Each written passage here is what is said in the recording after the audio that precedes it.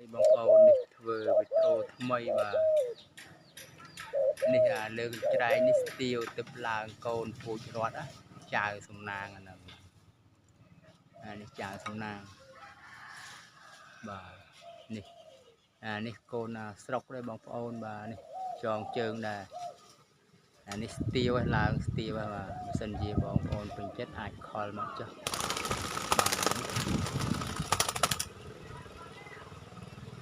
បាទនេះហោះច្រើនដែរបាទវានៅតែខាងក្នុងបាទ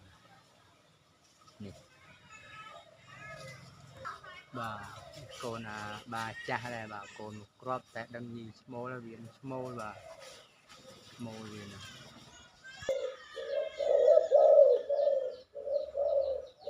បាទនេះវាកូនចៅសំណាងវាឡើងហើយចាប់ដើមឡើងហើយដឹងហាវដឹងអីណាដឹងហាវ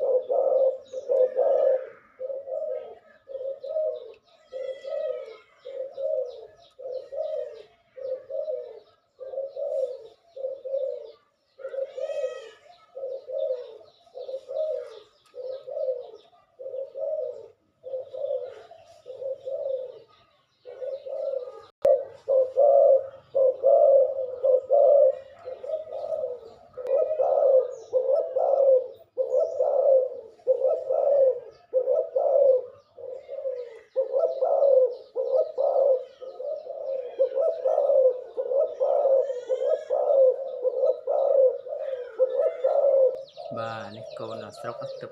ឆ្លាមដែរបាទទឹកឡើងបាទនឹងបើសិនជាបងប្អូនត្រូវការអាចទាក់ទងបានតាមលេខទូរស័ព្ទ097 28 91 683បាទនេះច្រែងទឹកធ្វើហាយបាទមកលក់ច្រែងបើសិនជាបងប្អូនត្រូវការ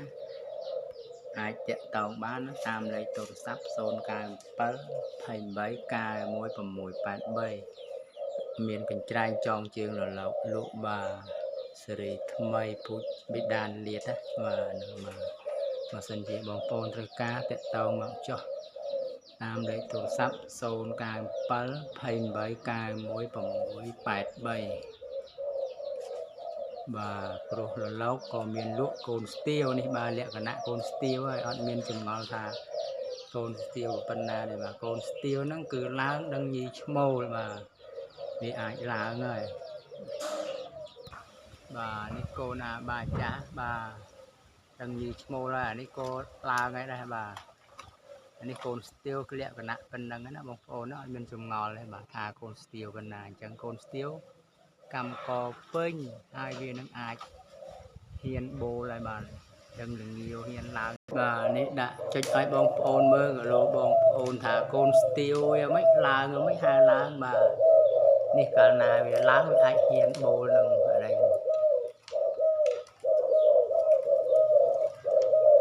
បាទ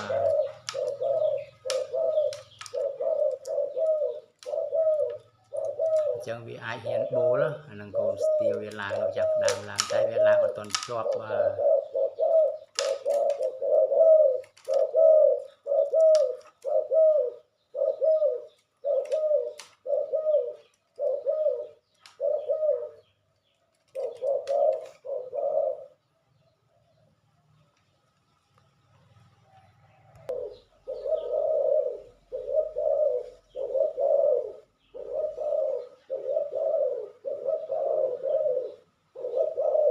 អញ្ចឹងឯថារលកថ្មីវាទំឡើង